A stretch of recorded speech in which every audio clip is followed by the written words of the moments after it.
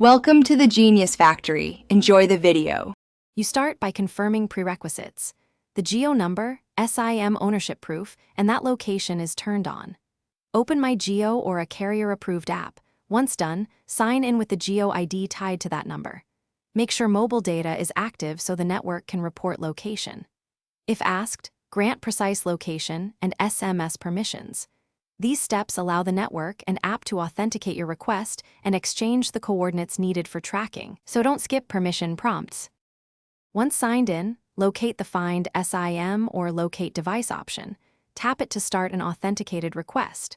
You'll often receive an OTP on the target GEO number. Enter that OTP to confirm lawful consent or follow the app's alternative verification. After verification, the system queries the nearest cell towers and the device GPS if enabled. Expect tower-based location first, then a refined GPS pin when available. Monitor the app's map and status.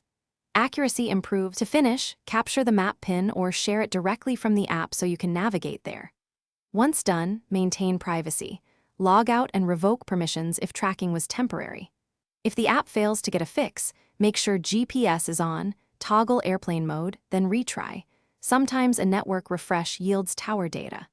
If verification stalls or OTP never arrives, contact Geo customer care with proof of SIM ownership. They can complete a lawful location request and advise next.